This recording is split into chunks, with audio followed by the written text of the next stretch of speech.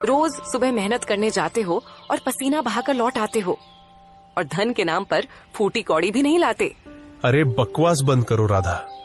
एक तो सारा दिन खेत में हल चलाता हूँ, ऊपर से तुम्हारी बातें भी सुनूं। समझ में नहीं आता कि काम करूं या फिर तुम्हारे ताने सुनूं। मोहनलाल को क्रोध भरी नजरों से देखकर राधा अचानक निराश हो गई। अब तुम खुद ही बताओ मोहनलाल, कितना समय हो गया है हमें आर्थिक स्थिति से जूझते हुए। आखिर हम और किसानों की तरह हंसते हुए अच्छा जीवन कब व्यतीत करेंगे? अपनी पत्नी का निराश चेहरा देखकर मोहनलाल का क्रोध उतर गया और वह अपनी पत्नी राधा के पास आकर बोला, मैं क्या करूं राधा, मेरी किस्मत ही खराब है। जब जब मैं खेत में मेहनत करता हूं और सोचता हूं कि इस बार फसल अच्छी होगी, तब तब कुछ न कुछ ऐसा हो जाता है कि सारी फसल बर्बाद हो जाती है। और ऊपर से अब मैं उस जमींदार का कर्जदार भी बन गया हूं। पिछली बार जब फसल खराब हुई थी, तब मैंने उस जमींदार से बीज खरीदने के लिए धन लिया था, और अब इस बार भी मुझे अपनी फसल अच्छी होती नहीं दिख रही है। सारा का सारा दोष तुम्हारी जमीन का है, वरना और किसानों की फसलें क्यों अच्छी होती हैं? तुम्हारी ही फसल पर ही हमेशा कोई न कोई आफत क्यों आ जाती है? हाँ, कुछ भी हो, लेकिन मुझे विश्वास है कि एक न एक दिन समय जरूर बदलेगा। इतना बोलकर मोहनलाल अपने खेत में चला गया। खेत में मोहनलाल खड़ी धूप में मेहनत से हल चलाने लगा। तभी वहाँ जमींदार अपने साथी बलराम के साथ आ धमका, अपने खेत में हल चलाना बंद कर दे मोहनलाल। सबसे पहले मेरा वो धन चुकता कर जो तूने कुछ महीने पहले मुझसे कर्ज में लिया था।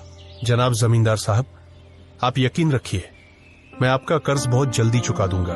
हाँ, अब मैं तुम्हें और समय नहीं दे सकता। मुझे पूरा धन तुरंत चाहिए, वो भी ब्याज सहित। जमींदार साहब, आप भी तो देख रहे हैं कि मैं इस समय खेत में मेहनत कर रहा हूँ। कुछ दिनों की बात है, फसल आ जाएगी। मैं अपना कर्ज फसल बेचकर चुका दूंगा ना। ऐ मोहनलाल, ये तुम्हारा फसल उगाने का सपना सपना ही रहेगा, क्योंकि मैं काफी समय से देख रहा हूँ, जब भी तुम अपने खेत में फसल लगाते हो, कभी कीड़े लग जाते हैं, कभी आग लग जाती है, कभी बारिश की मार पड़ती है या कुछ और। सच्चाई ये है कि तुम्हारी किस्मत में किसान बनना ही नहीं है। इसलिए मेरा और जमींदार का समय बर्बाद मत करो। बलराम की बात सुनकर मोहनलाल के चेहरे पर क्रोध छा गया। बकवास बंद करो बलराम। अगर तुम जमींदार के नौकर हो तो नौकर बनकर रहो। मुझसे ज्यादा बातें लड़ाने की जरूरत नहीं है। मैंने तो सुना था कि तुम्हें गुस्सा बहुत जल्दी आ जाता है, पर अब मैं ऐसा काम करूंगा कि तुम्हें गुस्सा ही नहीं आएगा। आप कहना क्या चाहते हैं? याद है जब मैंने तुम्हें बीज खरीदने के लिए कर्ज के रूप में धन दिया था, तब तुमसे अंगूठा भी लगवाया था। हाँ, याद है। समझ लो, इस कागज पर मैंने तेरी जमीन अपने नाम करवा ली है। अब से इस खेत का मालिक मैं हूँ, समझा? ये सुनकर मोहनलाल गुस्से में आ गया। अरे यह तो पूरा अन्याय है। छोटे से कर्ज के रूप में तुम मेरा खेत नहीं छीन सकते। अरे बलराम, बस बहुत हो गया। इसे अपने ही खेत से जोर जोर से धक्का मारकर बाहर निकालो। बलराम ने मोहनलाल को उसके ही खेत से धक्का देकर बाहर निकाल दिया। मोहनलाल उदास होकर अपने घर चला गया। उसकी आंखों में गुस्सा और अपमान की आग जल रही थी। क्या हुआ? आपका चेहरा इतना उदास क्यों है?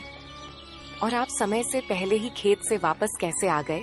राधा, जमींदार ने मेरे साथ बेईमानी की है। उसने मेरा खेत मुझसे छीन लिया। कुछ महीने पहले मैंने बीज खरीदने के लिए उससे थोड़े से पैसे उधार लिए थे, और उसी समय उसने चालाकी से मुझसे अंगूठा लगवा लिया। अब वह कहता है कि खेत उसका है। तो क्या आप यूं ही चुप बैठेंगे? आपको सबसे पहले गांव के मुखिया से शिकायत करनी चाहिए। अगले दिन मोहनलाल मुखिया जी के घर पहुंच गया। मुखिया जी, जमींदार ने मेरी जमीन बेईमानी से हड़प ली है। कुछ समय पहले मैंने बीज खरीदने के लिए उससे कर्ज लिया था, जो मैं समय पर चुका नहीं पाया। इसी दौरान उसने मुझसे अंगूठा लगवा लिया और अब कह रहा है कि वह खेत उसका है। मोहनलाल, इस मामले में मैं तुम्हारी कोई मदद नहीं कर सकता, बल्कि मैं ही क्यों, गांव का कोई भी व्यक्ति तुम्हारी मदद नहीं करेगा। जमींदार बहुत दबंग है, सब लोग उससे बहुत डरते हैं। मैं चुप नहीं बैठूंगा। उसने मेरा खेत छीना है। एक किसान के लिए उसकी जमीन मां के समान होती है। इतना कहकर मोहनलाल सीधे केशव नगर राज्य की ओर चल पड़ा और राजा विक्रम के दरबार में जा पहुंचा। महाराज, जमींदार ने थोड़े से धन के बदले मेरा खेत हड़प लिया है। मैं एक गरीब किसान हूं, सालों से अपनी जमीन पर मेहनत कर रहा हूं। पिछले मौसम में फसल बर्बाद हो गई थी, इसलिए मजबूरी में मैंने जमींदार से थोड़ा सा कर्ज लिया। बीज लेते समय उसने मुझसे एक कागज पर अंगूठा भी लगवा लिया। अब वह कहता है कि खेत उसका है। महाराज, मेरे लिए वो जमीन सिर्फ खेत नहीं, मेरी रोजी रोटी, मेरी इज्जत और मेरी मां जैसी है। मुझे न्याय चाहिए महाराज।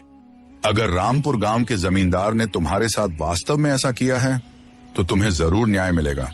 इतना कहकर राजा विक्रम ने एक सिपाही की ओर इशारा करते हुए कहा, इस किसान के साथ तुरंत रामपुर गांव जाओ और जमींदार को मेरे दरबार में हाजिर होने का आदेश दो। अगर वह मना करे तो उसे जबरदस्ती गिरफ्तार करके लाया जाए। कुछ ही देर में जमींदार अपने साथी बलराम के साथ महल में हाजिर हो गया। क्यों, तुमने कुछ धन के लिए मोहनलाल का पूरा खेत अपने नाम कर लिया? महाराज, यह तो सरासर झूठ बोल रहा है। सच तो यह है कि कुछ अरसा पहले मोहनलाल ने खुद अपना खेत मुझे बेचा था। मैंने उसे बहुत सारा धन दिया था महाराज। उसने वादा किया था कि कुछ महीनों बाद वह खेत खाली कर देगा। जब मैं उसे उसका वादा याद दिलाने गया तो मोहनलाल खेत देने से ही मुकर गया। हाँ महाराज, जमींदार साहब सही कह रहे हैं, मैं भी उनके साथ ही था। यह सुनकर मोहनलाल क्रोधित हो गया। ये दोनों झूठ बोल रहे हैं महाराज, सरासर झूठ बोल रहे हैं। मैंने खेत नहीं बेचा था, मैंने तो बस थोड़ी सी रकम उधार ली थी, वो भी बीज खरीदने के लिए। मैं अपना खेत क्यों बेचूंगा महाराज? कौन सच्चा है और कौन झूठा, इसका न्याय सिर्फ एक ही शर्त पर हो सकता है। कैसी शर्त महाराज? तुम गांव के 2 गवाह लेकर आओ जो जमींदार और बलराम के खिलाफ तुम्हारे पक्ष में गवाही दे सकें। अगर वे गवाही देंगे तो तुम सच्चे साबित हो जाओगे और तुम्हारी जमीन तुम्हें वापस कर दी जाएगी। और जमींदार, तुम भी ऐसे ही 2 गवाह लेकर आओ जिन्होंने मोहनलाल को खेत बेचते हुए देखा हो। जमींदार और बलराम वहां से चले गए। मोहनलाल भी गांव लौट आया और गांव के लोगों से मदद मांगने लगा, लेकिन जमींदार के डर से कोई भी मोहनलाल की मदद करने को तैयार नहीं हुआ। अगले दिन मोहनलाल उदास होकर राजा विक्रम के दरबार में खड़ा हुआ। महाराज, जमींदार का गांव में बहुत दबदबा है, इसलिए कोई भी मेरी सहायता नहीं कर रहा, न ही कोई मेरे पक्ष में गवाही देने को तैयार है। तभी जमींदार बलराम के साथ वहां पहुंच गया। उसके साथ मुखिया और बलिया भी थे। महाराज, यह मेरे गांव का मुखिया है और यह मेरे गांव का बलिया नाम का सम्मानित नागरिक है। गांव में इन दोनों का बहुत सम्मान है। मैंने इन दोनों के सामने ही मोहनलाल से उसकी जमीन खरीदी थी महाराज, और उसे बहुत सारा धन भी दिया था। आप पूछ लीजिए। हाँ महाराज, जमींदार सच कह रहे हैं, हमने सब कुछ अपनी आंखों से देखा था। हाँ महाराज, जमींदार ने मोहनलाल को धन दिया था और उसने अपना खेत उसे बेच दिया था। जमींदार तो अपने गवाह ले आया, लेकिन तुम कोई गवाह नहीं ला सके मोहनलाल, तो न्याय तो हो गया, खेत जमींदार के पास ही रहेगा। मोहनलाल गुस्से में महल से बाहर निकल गया और सीधा अपने घर पहुंच गया। शाम को वह चुपचाप आंगन में बैठा था। तभी मुखिया और बलिया उसके घर आ पहुंचे। अब क्यों आए हो? तुम दोनों ने तो मेरे खिलाफ महाराज के सामने झूठी गवाही दे दी। अब क्या चाहिए? मुझे क्षमा कर दो मोहनलाल, जमींदार ने हमें डरा धमका दिया था, हम मजबूर थे। मुझे भी माफ कर दो मोहनलाल, मेरी बेटी का विवाह कुछ ही दिनों में है। जमींदार ने धमकी दी थी कि अगर मैंने उसके पक्ष में गवाही नहीं दी तो वह विवाह रुकवा देगा। मैं मजबूर था। हाँ, यही तो है, ताकतवर की दबंगई और गरीब की लाचारी। मुझे तुम दोनों से कोई शिकायत नहीं है। दोष न मेरा है न तुम्हारा, दोष तो उस समाज का है जहां गरीब की कोई सुनवाई ही नहीं होती। मुखिया और बलिया शर्मिंदा होकर चुपचाप वहां से चले गए। समय ऐसे ही गुजरता चला गया और मोहनलाल की स्थिति और भी खराब होती चली गई।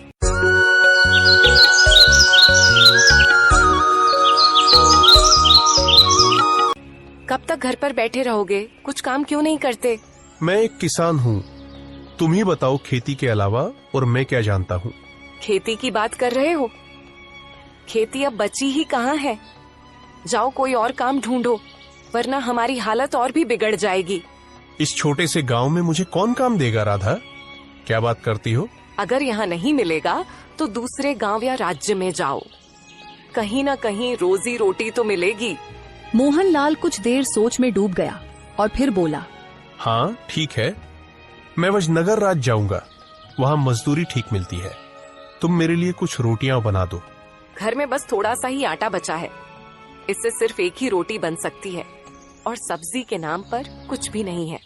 मोहनलाल बहुत उदास लहजे में बोला, अगर वो भी मैं ले जाऊंगा तो तुम क्या खाओगे? मेरी चिंता मत करो, मैं पेड़ के पत्तों से किसी तरह गुजारा कर लूंगी। राधा ने एक रोटी बनाकर मोहनलाल को दी। मोहनलाल रोटी लेकर विजयनगर की ओर पैदल चल पड़ा। रास्ता एक घने जंगल से होकर गुजरता था। कुछ देर बाद रात गहराने लगी और मोहनलाल के पेट में भूख के मारे चूहे दौड़ने लगे। उसे बहुत तेज भूख लग रही थी। तभी उसकी नजर एक तालाब पर पड़ी। चलो तालाब तो मिल गया, अब रोटी खाकर प्यास बुझाऊंगा, कुछ तो भला होगा। वह तालाब के पास गया, रोटी निकाली और उसे देखते हुए बोला, ये तो बस एक ही है, अगर मैं खा लूंगा तो मेरी भूख फिर भी नहीं मिटेगी। तभी तालाब के पानी में हलचल होने लगी। दरअसल इस तालाब में एक राक्षस का वास था। यह कौन खतरनाक जादूगर है जो मेरे ही तालाब के पास इतनी नरमी से कह रहा है कि ये खाने से क्या भला होगा? लगता है यह मुझे खाने की बात कर रहा है, मुझे कुछ तो करना पड़ेगा। तभी राक्षस तालाब से बाहर निकल आया। मुझे मत मारो, मैं इस तालाब में अकेला रहता हूँ, मैं दूसरों को खाता हूँ, तुम मुझे मत खाना, मुझे माफ कर दो। मोहनलाल पूरा मंजर समझ गया। उसने मन में सोचा, मैं तो रोटी की बात कर रहा था, ये सोच रहा है कि मैं उसे खाने वाला हूं। चलो यही भ्रम काम आएगा। ठीक है, मैं तुम्हें एक ही शर्त पर नहीं खाऊंगा, अगर तुम मुझे कोई ऐसी वस्तु दो जिससे मैं धनवान हो जाऊं, समझे? राक्षस तुरंत अपना हाथ टेढ़ी मेढ़ी दिशाओं में घुमाने लगा। अचानक रंग बिरंगी किरणों के साथ एक सुंदर और विचित्र पक्षी मोहनलाल के सामने प्रकट हो गया। इसे ले जाओ, तुम धनवान हो जाओगे। क्या बकवास कर रहे हो? इस छोटे से पक्षी से मैं कैसे धनवान बनूंगा? यह कोई साधारण पक्षी नहीं है, यह बोलने वाला पक्षी है। यह भविष्य की बातें भी बताता है और जब तुम इससे धन की इच्छा व्यक्त करोगे तो इसकी आंखों से किरणें निकलेंगी और सोने चांदी के खजाने प्रकट होंगे, समझे? अच्छा, अगर ऐसा है तो यह पक्षी अब मेरा हुआ और तुम अपने तालाब में अब सुरक्षित रह सकते हो, ठीक है? मोहनलाल खुशी खुशी वहां से अपने गांव की ओर चल पड़ा। वह रास्ते भर मन ही मन सोचता रहा। राधा जब इस पक्षी के बारे में सुनेगी तो बहुत खुश हो जाएगी और जब मैं धनवान हो जाऊंगा तो किसी गरीब पर आंच नहीं आने दूंगा। हाँ, अरे बाबा, बहुत थक गया हूं, काश कहीं एक रात के लिए रुकने का कोई ठिकाना मिल जाए, सर्दी भी बहुत बढ़ गई है। तभी उसकी नजर एक झोपड़ी पर पड़ी जिसके बाहर एक बूढ़ा व्यक्ति बैठा हुआ था। मोहनलाल झोपड़ी के पास चला गया। बूढ़ा मोहनलाल की ओर देखकर बोला, अरे तुम कौन हो? देखिए, मैं अपने गांव जा रहा था, रात हो गई है और ठंड भी बहुत है, क्या मैं एक रात आपकी झोपड़ी में रह सकता हूं? अरे तुम लुटेरे या डाकू तो नहीं लगते, ठीक है, लेकिन सिर्फ एक रात, सुबह होते ही निकल जाना, मुझे अकेले रहने की आदत है। मोहनलाल ने आधी रात के बाद उस बूढ़े की झोपड़ी में शरण ले ली। रात का समय था, बूढ़ा व्यक्ति झोपड़ी के अंदर गहरी नींद में था, लेकिन मोहनलाल की आंखें उस जादुई पक्षी पर टिकी हुई थीं। क्यों ना इस पक्षी को परखा जाए, क्या राक्षस ने सच कहा था या झूठ? मोहनलाल ने पक्षी से कहा, क्या तुम सच में मुझे धन दे सकते हो? अगर हाँ तो मुझे दिखाओ। मांगो, तुम क्या चाहते हो, जो भी बोलो मैं वो दे दूंगा। अरे ये तो वास्तव में बोलता है, मतलब कि राक्षस सच कह रहा था। मैं इससे कुछ मांग कर देखता हूँ। देखो, मुझे 10 सोने के सिक्के चाहिए। पक्षी की आंखों से रंग बिरंगी किरणें निकलने लगी और 10 सोने के सिक्के प्रकट हो गए। अरे ये तो सच में बड़ी बात है, राक्षस ने बिल्कुल सही कहा था। कल जब राधा ये देखेगी तो बहुत खुश होगी, उसकी खुशी का कोई ठिकाना नहीं होगा।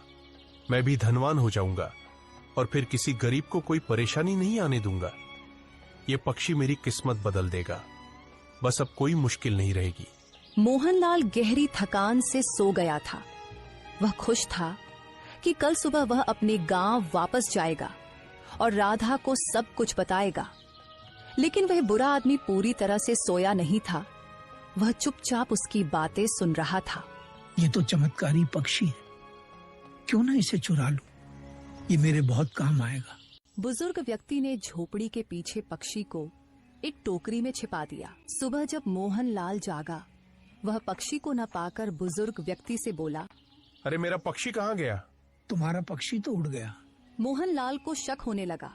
चुपचाप बताओ, मेरा पक्षी कहाँ है?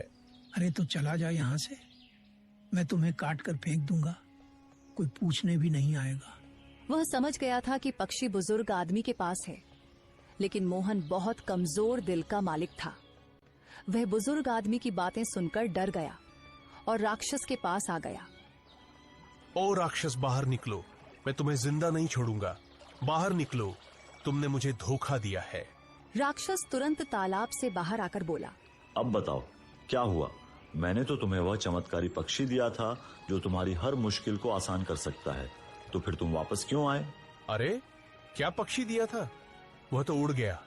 मैं रात को सोया था, सुबह उठा तो पक्षी गायब हो चुका था। यह कैसे हो सकता है? वह पक्षी तो अपने मालिक से अलग नहीं हो सकता था। अरे तो क्या मैं झूठ बोल रहा हूँ? मैं तुम्हें वैसा ही दूसरा पक्षी देता हूँ जो तुम्हारी हर ख्वाहिश पूरी करेगा। नहीं नहीं, मुझे ऐसी शक्ति चाहिए कि बड़ी से बड़ी सेना भी मेरा मुकाबला न कर सके, समझे? राक्षस प्रसन्न हो गया और एक रंगीन चमकती अंगूठी आदित्य को दे दी। यह एक जादुई अंगूठी है जो अब तुम्हारी मिल्कियत है। इसकी खास ताकत से तुम किसी को भी पत्थर में बदल सकते हो और जब चाहो तो उसे वापस भी ला सकते हो। यह शक्ति तुम्हें अपनी मर्जी के अनुसार हर हालात पर काबू पाने का मौका देगी, समझे? मोहनलाल उसी झोपड़ी में वापस लौट आया। दिल में कई विचारों के बादल छाए हुए थे। वह सोच रहा था कि क्या वास्तव में यह सब सच है? क्या यह अंगूठी सच में इतनी शक्तिशाली है? वह बुजुर्ग व्यक्ति के सामने जाकर खड़ा हुआ और गहरी सोच में डूबा हुआ बोला, सुनो, मेरा पक्षी वापस दो, वरना तुम्हारे लिए अच्छा नहीं होगा। मैं आखिरी बार कह रहा हूँ। अरे लगता है कि तुम ऐसे नहीं मानोगे, रुक जाओ, मैं तुम्हें बताता हूँ। बुजुर्ग की यह बात सुनकर मोहनलाल ने अंगूठी से कहा, लालची बूढ़े को अभी पत्थर बना दो। मोहनलाल के ये कहते ही बूढ़े का शरीर पत्थर में बदलने लगा। वह डर गया और कांपते हुए बोला, माफ कर दो, मैं लालच में आकर उसे चुरा लिया था। वह झोपड़ी के पीछे एक टोकरी में छुपा हुआ है। मुझे माफ कर दो, मैं दोबारा कभी ऐसा नहीं करूंगा। मोहनलाल ने तुरंत झोपड़ी के पीछे जाकर उस टोकरी को खोल लिया। वह पक्षी वहीं था। मैं बताने ही वाला था कि वह बुजुर्ग क्या करने वाला है, लेकिन तुम सो गए। मुझे तो याद ही नहीं रहा कि तुम भविष्य भी बता सकते हो। मोहनलाल पक्षी को लेकर खुशी खुशी अपने घर लौटा। अब उसके दिल में डर की जगह सुकून था। उसने राधा को सारी कहानी सुनाई, कैसे उसे पक्षी वापस मिला और कैसे एक जादुई अंगूठी ने उसकी मदद की। राधा हैरान भी थी और खुश भी कि उसका पति सही सलामत वापस आ गया। क्या तुम वाकई भविष्य बता सकते हो? हाँ, तुम्हारे भाग्य में बहुत धन लिखा है, तुम बहुत अमीर बनोगे। तो फिर देर किस बात की? ढेर सारा सोना मेरे सामने प्रकट कर दो। अचानक आकाश से रंग बिरंगी किरणें जमीन पर उतरने लगीं, जो बहुत सारे मदराओं के ढेर की तरह चमक रही थीं। रोशनी की चमक में मदराओं का वह ढेर जादुई खजाने जैसा दिख रहा था। कुछ ही समय में मोहनलाल पूरे गांव का सबसे ज्यादा धनी और सम्मानित व्यक्ति बन चुका था। उसकी झोपड़ी अब एक सुंदर और प्यारा सा घर बन चुकी थी, जिसमें खुशहाली और शांति की रोशनी छाई हुई थी। एक दिन वह जादुई पक्षी उड़ता हुआ आ गया और मोहनलाल के कान में धीरे से कुछ कहने लगा। क्या कहा? राजा भीरू किशुनगर की सीमा में अपनी पूरी फौज के साथ घुस आया है। अब समय आ गया है जमींदार को सबक सिखाने का। मोहनलाल ने गांव के एक आदमी को राज दरबार भेजा। जाओ, राजा विक्रम से कहो कि रामपुर गांव का सबसे अमीर व्यक्ति ने उन्हें निमंत्रण दिया है और ये सारे सोने के पात्र भी तोहफे में दिए हैं। सेवक राजा विक्रम के दरबार में पहुंचा और सोने के पात्रों से भरी थाली उनके सामने रख दी। रामपुर गांव के सबसे धनवान व्यक्ति मोहनलाल ने आपको और मंत्री जी को आमंत्रित किया है। इतने सारे पात्र, हमने भी कभी इतनी बड़ी भीड़ नहीं देखी। महाराज, अब तो जाकर देखना ही पड़ेगा कि आखिर ये कौन है। राजा विक्रम मंत्री जगन्नाथ को साथ लेकर मोहनलाल के आलीशान घर पहुंच गया। उसकी आंखें हैरानी से चौड़ी हो गईं। मोहनलाल कुछ ही देर बाद अपनी पत्नी राधा के साथ वहां पहुंचा। अरे तुम तो वही किसान हो जो कुछ समय पहले मेरे पास न्याय मांगने आए थे। और उस समय आपने मुझे न्याय नहीं दिया था, मुझे सब कुछ याद है। लेकिन यह कैसे संभव हुआ? रातों रात तुम्हारे पास इतना धन कहां से आ गया? क्षमा कीजिए महाराज, यह मैं आपको चाहकर भी नहीं बता सकता। हमें यहाँ फिर बुलाया क्यों गया है? तुम्हारे पास अब इतना वैभव है कि अकेले ही 10 जमींदारों को सबक सिखा सकते हो। हाँ, मंत्री ठीक कह रहे हो। बताओ मोहनलाल, तुम्हारा मकसद क्या है?